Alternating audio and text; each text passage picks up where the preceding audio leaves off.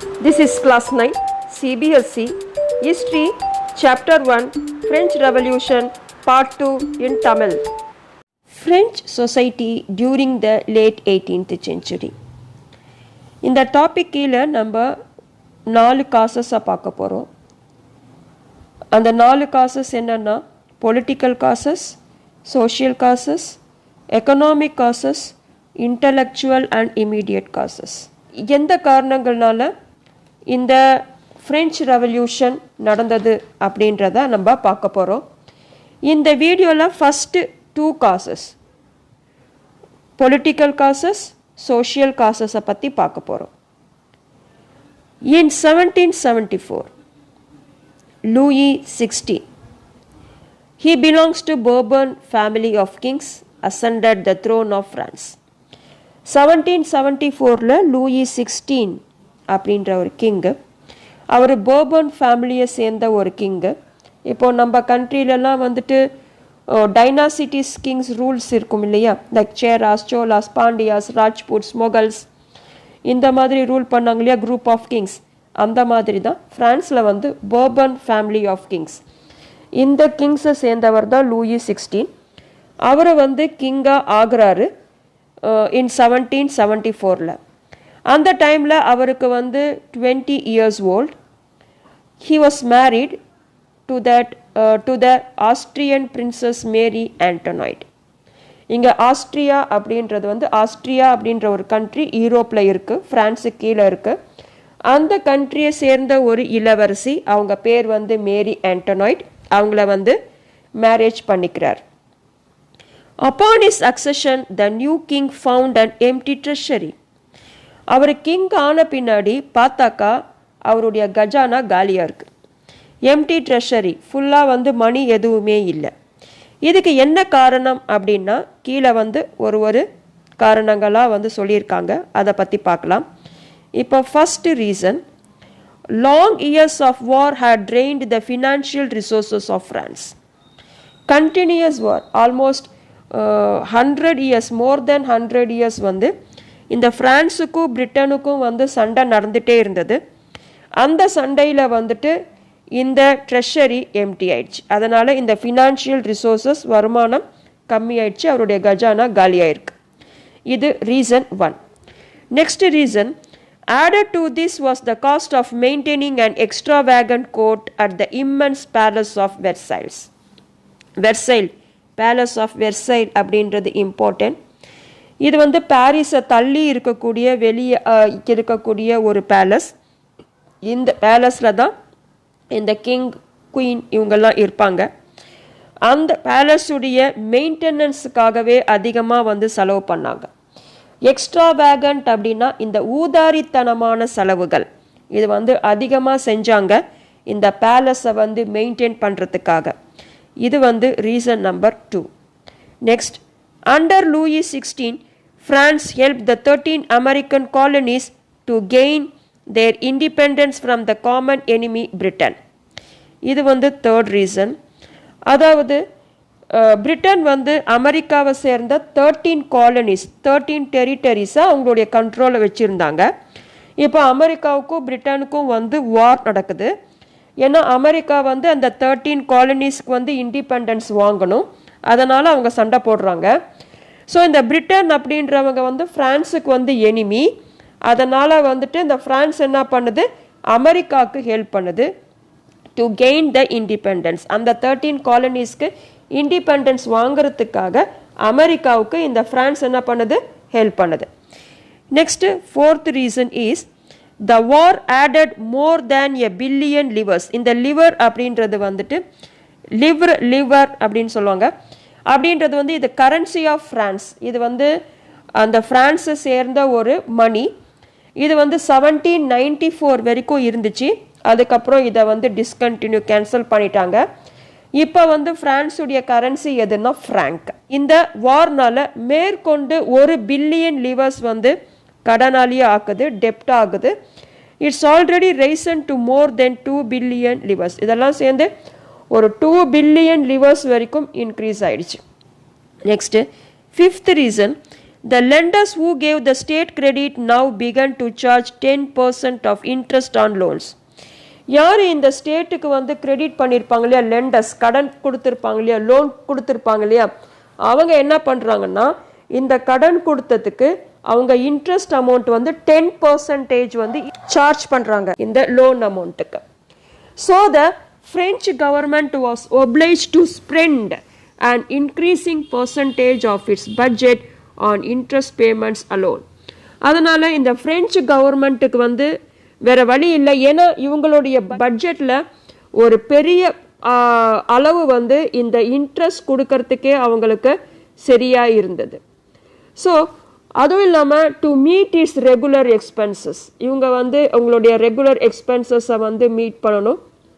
அதுக்கு வந்து என்ன அப்படின்னாக்கா to cost of the maintaining an ஆர்மியை வந்து மெயின்டைன் பண்ணுறதுக்கு, court, running government officers or universities, இதெல்லாம் வர வந்து இவங்க மெயின்டைன் பண்ணும். இது 6th பாயிண்ட். ஸோ இதை வந்து மெயின்டைன் பண்ணுறதுக்கு வேறு வழி இல்லை. So the state was forced to increase taxes. இப்போ ஃப்ரான்ஸ் வந்து ஒரு இக்கட்டான சூழ்நிலையில் இருக்குது, டேக்ஸை வந்து இன்க்ரீஸ் பண்ணியே ஆகணும். ஏன்னா இவ்வளவு எக்ஸ்பென்சஸ் இருக்குது. அவரை வந்து த்ரோன், அதாவது வந்து கிங் ஆன பின்னாடி பார்த்தா கஜானா காலியாக இருக்குது. ரீசன் என்னன்னா இந்த சர்டைன் ரீசன்ஸ் இருக்குது. அதனால வேறு வழி இல்லை.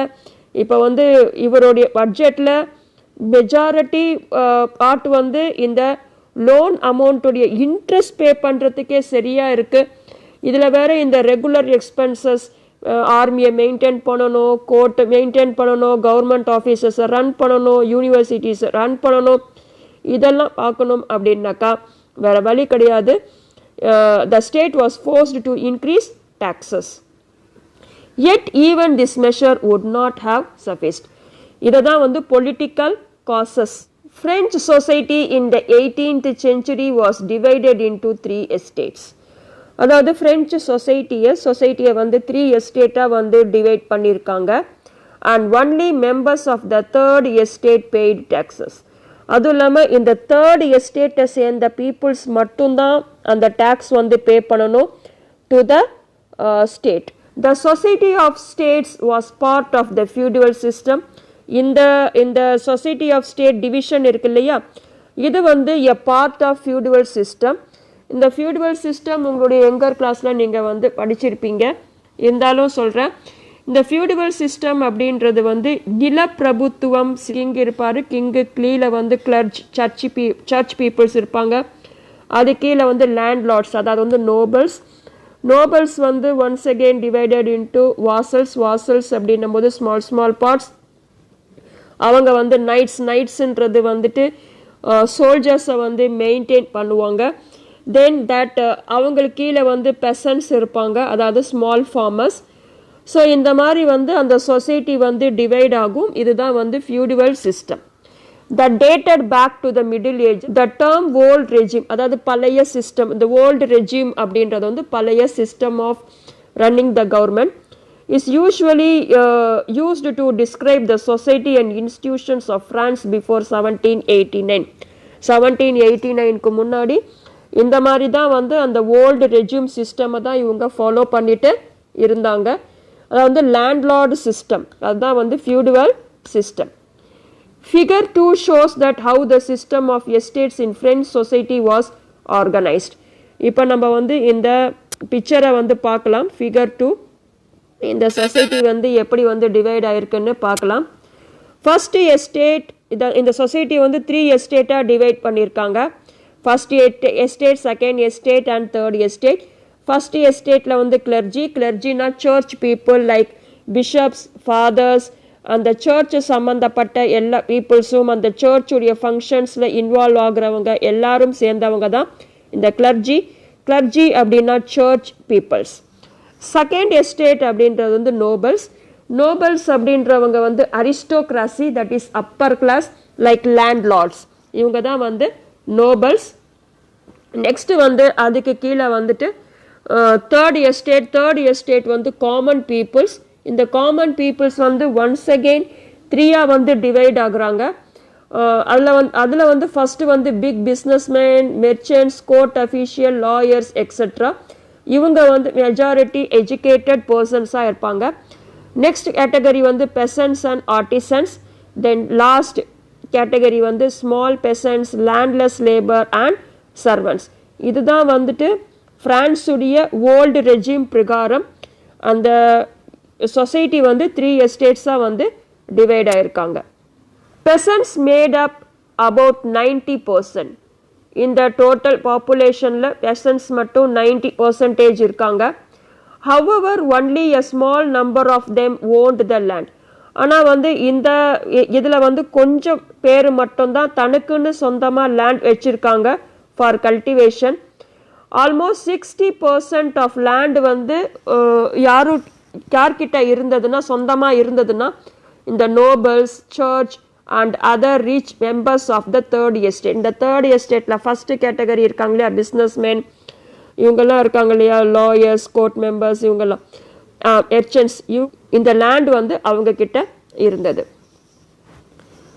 The members of the first 2 estates, that is clergy and the nobility, enjoyed certain privileges by birth. அவங்க வந்து கிளர்ஜி நோபல்ஸில் பிறந்ததுனால அவங்க வந்து சில ப்ரிவிலேஜஸ், சில ஃபெசிலிட்டிஸ், சில சலுகைகள் அவங்களுக்கு வந்து அதிகமாக வந்து கிடச்சிட்டு இருந்துச்சு. அதில் முக்கியமான சலுகைகள், மோஸ்ட் இம்பார்ட்டண்ட் சலுகை என்னன்னா, அவங்க டேக்ஸ் பே பண்ண தேவையில்லை. அவங்க வந்து இந்த டேக்ஸ் பேமெண்ட்லேருந்து அவங்க எக்ஸப்ஷன். அவங்க வந்து கண்ட்ரிக்கு வந்து டேக்ஸ் பே பண்ண தேவையில்லை. யார்? கிளர்ஜியும் நோபல்ஸும். அப்போ யார் வந்து பே பண்ணணும் அப்படின்னா, இந்த தேர்ட் எஸ்டேட்டை சேர்ந்தவங்க மட்டும்தான் பே பண்ணணும். இதுதான் வந்துட்டு அங்கே சிஸ்டமாக இருந்தது. த நோபல்ஸ் ஃபர்தர் என்ஜாய்ட் ஃபியூடிவல் ப்ரிவிலேஜஸ். இது மட்டும் இல்லை, இன்னமும் அவங்க வந்து நிறைய வந்து சலுகைகள் என்ஜாய் பண்ணிட்டு இருந்தாங்க, எஸ்பெஷலி இந்த நோபல்ஸ். அதுதான் வந்து ஃபியூடிவல் ப்ரிவிலேஜஸ். அதாவது தனிப்பட்ட முறையில் இந்த எசன்ஸ் கிட்ட வந்து டேக்ஸஸ் வந்து கலெக்ட் பண்ணுறது. அதாவது வந்து எந்த மாதிரியான ப்ரிவிலேஜஸ் அப்படின்னும் போது, தீஸ் இன்க்ளூடட் ஃபியூடிவல் டியூஸ். ஃபியூடிவல் டியூஸ் அப்படின்றது ஒரு கம்பல்சரி பேமெண்ட். அதாவது வந்து இந்த எசன்ஸ் வந்து இந்த நோபல்ஸ், அதாவது இவங்க தானே வந்து லேண்ட் லார்ட்ஸ், இவங்களுக்கு வந்து தனிப்பட்ட முறையில் வந்து அவங்க வந்து சில பேமெண்ட்ஸ் வந்து கொடுக்கணும். அந்த பேமெண்ட்ஸ் வந்துட்டு they collected in the form of cash, kind or services. Cash மூலியமாவோ இல்லை கைண்டுனா அவங்க வந்து கல்டிவேட் பண்ணக்கூடிய ஒரு கல்டிவேபிள் ப்ராடக்ட்ஸாகவும் இருக்கலாம். அப்படி இல்லாட்டி சர்வீசஸ், அதாவது ஃப்ரீ சர்வீஸ் பண்ணுற மாதிரி, அந்த மாதிரி வந்து அவங்க கொடுத்துட்டு இருந்தாங்க. which they extracted from the peasants. Peasants were obliged to render services to the lord. So services சொன்னலையா, எந்த மாதிரி சர்வீசஸ் அப்படின்னா, to work in is house, அவங்களுடைய வீட்டில் வந்து வேலை செய்கிறது, அண்ட் ஃபீல்ட்ஸ், அவங்களுடைய அக்ரிகல்ச்சர் ஃபீல்ட்ஸில் வந்து வேலை செய்கிறது, to serve in the army. ஏன்னா இந்த நோபல்ஸ் தான் வந்துட்டு இந்த ஆர்மியை வந்து மெயின்டைன் பண்ணிட்டு இருந்தாங்க. ஸோ அந்த ஆர்மியில் சோல்ஜர்ஸாக வந்துட்டு சர்வ் பண்ணுறது, or to participate in building roads. The church too extracted its share of taxes called tithes from the peasants. Tithe அப்படின்னா a tax levied by the church comprising 1/10 of the agricultural products. So 10ல் ஒரு பங்கு agricultural products அந்த peasants வந்து சர்ச்சுக்கு வந்து கொடுக்கணும். And finally all members of the third estate had to pay taxes to the state. So third எஸ்டேட்டை சேர்ந்த எல்லா மெம்பர்ஸுமே அந்த ஃப்ரான்ஸுக்கு, அதாவது அந்த ஸ்டேட்டுக்கு வந்து டேக்ஸ் வந்து கொடுக்கணும். This included a direct tax called taille. Taille அப்படின்றது வந்து direct tax, that is the tax to be paid directly to the state. And a number of indirect taxes also they paid. நிறைய indirect taxes, அதாவது வந்து மறைமுக வரிகள் கொடுத்துட்டு இருந்தாங்க. which were levied on articles, அதாவது ப்ராடக்ட்ஸ், பொருட்கள் ஆஃப் எவ்ரிடே கன்சப்ஷன். ஸோ ரெகுலராக டெய்லி யூஸ் பண்ணக்கூடிய ப்ராடக்ட்ஸ்க்கு வந்து டாக்ஸஸ் வந்து கொடுத்துட்டு இருந்தாங்க, லைக் சால்ட் ஆர் டொபாக்கோ, இந்த மாதிரி ப்ராடக்ட்ஸ்க்கு. So the burden of financing activities of the state through taxes was borne by the third estate alone. So இந்த ஃபினான்ஷியல் ஆக்டிவிட்டீஸுக்கு தேவையான அந்த ஸ்டேட்டுக்கு உண்டான அனைத்து விதமான இன்கம் அந்த ஃபினான்ஸ் ஆக்டிவிட்டீஸ் எல்லாமே த்ரூ த டாக்ஸஸ் தான் அவங்க வந்து கலெக்ட் பண்ணி அது மூலியமாக தான் அந்த கவர்மெண்ட் வந்து ரன் ஆகுது. பட் இது வந்து இந்த டாக்ஸஸ்லாம் யார் கொடுத்துட்டு இருந்தாங்கன்னா ஒன்லி தேர்ட் எஸ்டேட் பீப்புள்ஸ் மட்டும்தான் வந்து கொடுத்துட்டு இருந்தாங்க. இதை டிஸ்கிரைப் பண்ணுற மாதிரி தான் இங்கே ஒரு பிக்சர் இருக்கு. இந்த பிக்சரில் வந்து இந்த லேண்ட்லார்டை வந்து இவர் தான் லேண்ட்லார்ட் நோபல். இவர் ஒரே இடத்துல உக்காந்துக்கிட்டே எல்லாத்தையுமே வந்து கலெக்ட் பண்ணிட்டு இருக்காரு. இந்த நோபல் பர்சனை வந்து இங்கே ஸ்பைடர் அப்படின்ற மாதிரி வந்து டிஸ்கிரைப் பண்ணுறாங்க. இந்த பெசன்ட் புவர் பெசண்ட்டை வந்துட்டு லைக் ஃப்ளை மாதிரி வந்து ப்ரெசன்ட் பண்ணுறாங்க. தே ஆர் கம்பேரிங், அதாவது வந்து நோபலை வந்து ஸ்பைடர் ஆகவும் இந்த பெசண்ட்டை வந்து ஒரு ஃப்ளை ஒரு பூச்சியாகவும் வந்து கம்பேர் பண்ணுறாங்க. இவர் பாருங்க அவருடைய லேண்டில் கல்டிவேட் பண்ண எல்லா ப்ராடக்ட்ஸும் ஃப்ரூட்ஸு கிரெயின்ஸு ஈவன் இது வந்து கிரெயின்ஸு இது வந்து மணி எல்லாத்தையும் கொண்டு வந்து இவர்கிட்ட வந்து கொடுக்குறாரு. இவர் உக்காந்த இடத்துல வந்து அவர் வந்து வாங்குறாரு. ஸோ இதுதான் வந்து அங்கே வந்து சிஸ்டமாக வந்து இருந்தது. இப்படி தான் டேக்ஸ் வந்து இந்த நோபல்ஸ் எல்லாம் கலெக்ட் பண்ணிட்டு இருந்தாங்க. ஸோ இதுதான் வந்து இந்த பிக்சரில் வந்து டிஸ்கிரைப் பண்ணியிருக்காங்க. இந்த நெக்ஸ்ட் வீடியோவில் அதர் 2 காசஸை பற்றி நம்ம பார்க்கலாம். அது வந்து economic causes and intellectual or immediate காசஸை பற்றி பார்க்கலாம். That is the struggle to survive அப்படின்ற டாப்பிக்கில் நம்ம வந்து பார்க்கலாம். Until then thank you.